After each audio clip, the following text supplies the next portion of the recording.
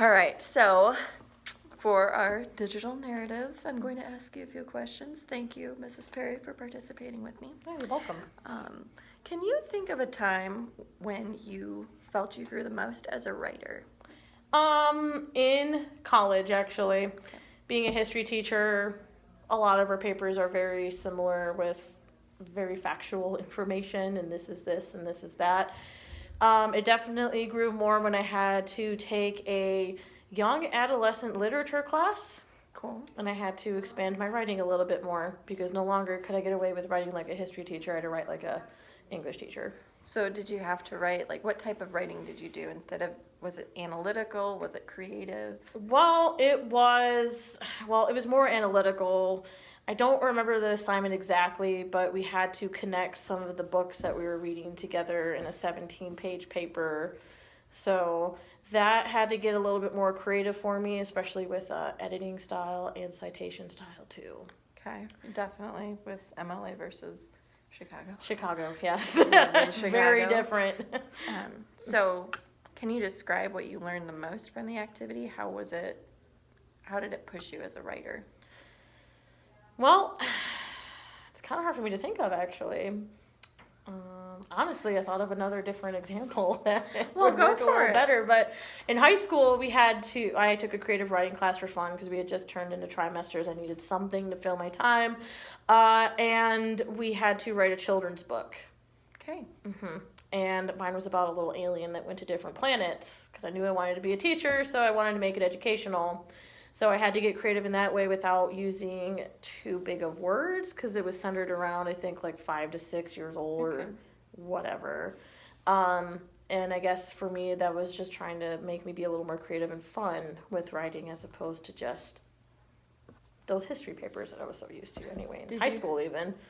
Did you have to illustrate it or was it? I did have to illustrate it. Our teacher even bought us these blank books. That's cool.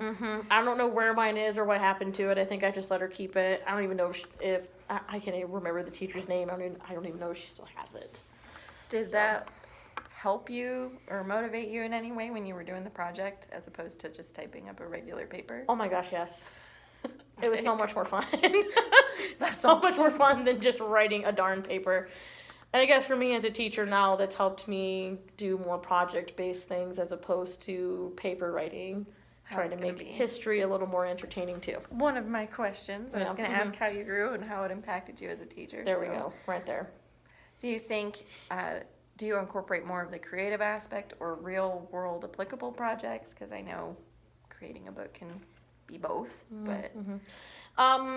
Definitely I try to focus more on real world aspect with my 8th graders, trying to connect what happened to the past with why we are the way we are currently, while doing some of those projects, but also creativity is a bonus. It's really cool to see some of those kids who are very good in art finally get to use some of that in a different class as opposed to just their English classes too, because you guys do a lot of creative projects as well. We try. Yeah, you try. No, it's the same thing with history. We try too.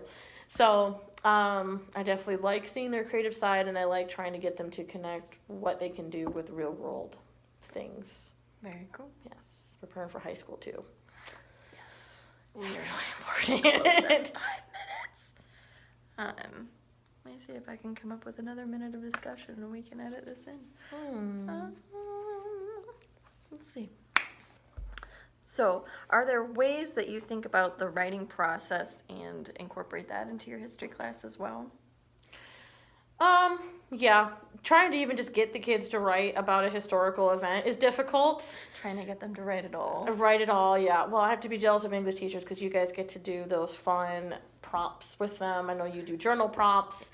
So what we have been doing, instead of just write a 1-paragraph response to this question, it could be you are pretending you are a journalist for a newspaper and you are writing an editorial about this event in history, and you have to use 2 or 3 details from the textbook. And that's a new way of trying to assess if they, 1, read the book, and 2, understood what they read, because now they have to put that into a creative format instead. Very cool. Instead of just silly little essay questions that they cram in for and never bother to really remember.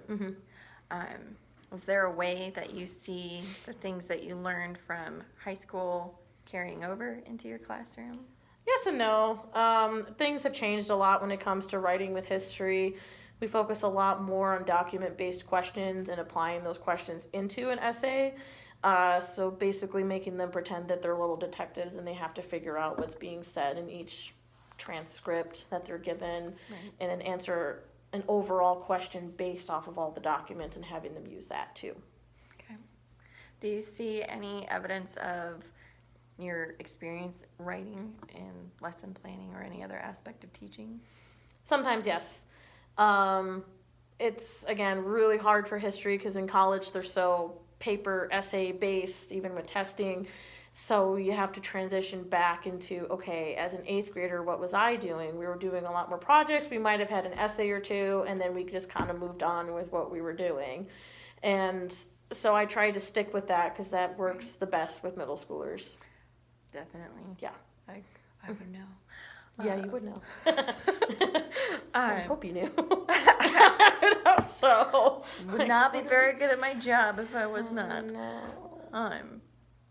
Do you, not do you, so can you see how potentially your experience creating your little book on your alien and then your experience in college writing where you were focusing on different projects really carried over into the projects that you guys do? I know you did the capture the flag, but didn't they have to do some sort of a reflection on how It depends. Yeah, I did more just a discussion reflection with that because they get very wound up about it, especially the ones who ended up being on the red team, the British side, and losing because they're all the athletes and they never like to lose. Naturally. Holy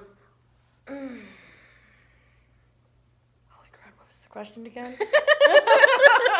Holy crud. The carryover of the project that you did in high school and projects and Yeah, kind of. It's just, I don't know, it's really hard for me to connect all of that because I feel like it's so long ago. That was 10 years ago for me now, actually. Do you find more value in project-based learning versus writing? Yeah, I do. Yep, a lot more hands-on. Helps the kids who are more hands-on themselves, especially your ones that you know are going to go into vocational training as opposed to a regular college route. I really like, sure. In our college class, what we're studying right now is looking at different modalities of writing and looking at visual presentation and writing. I would argue that you almost went through and revised your writing when you were talking about your first idea from your college writing to your high school. Do you see any different types of writing? Like I know you called it a discussion. Could you see them composing ideas for discussion or coming with argumentative points and considering that a different form of writing, or is there more modern ways to incorporate writing or composing into class? Oh yeah. I know at the high school actually they focus a lot on doing Socratic seminars. Cool.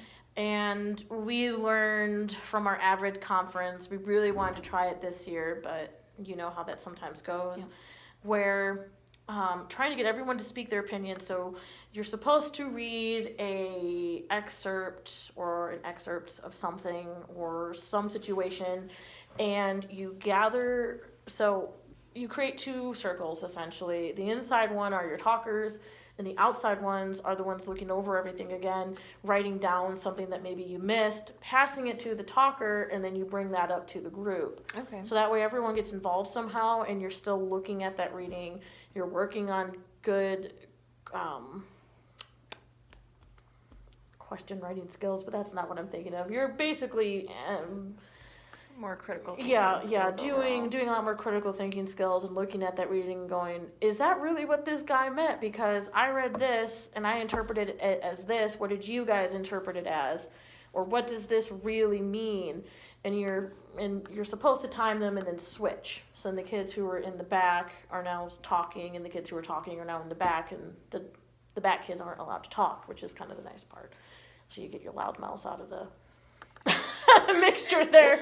Like they're forced to be quiet. Brutal honesty. Yep, brutal on. Yep, nope, just be quiet right now. So that is a way in history, at least, that we're trying to dive more into critical thinking as well. Cool. getting them to do that as opposed to reading something and assuming it's true. That It's a is big thing we struggle with right now in history too. Well, that's pretty crucial, especially with social media and things where as soon as it's posted, it's taken as fact, whether it's about someone or a current event. Exactly. So. And they never bother to look into it. Yeah. So this makes them actually research. Cool. Mm-hmm. Well, Yeah. awesome.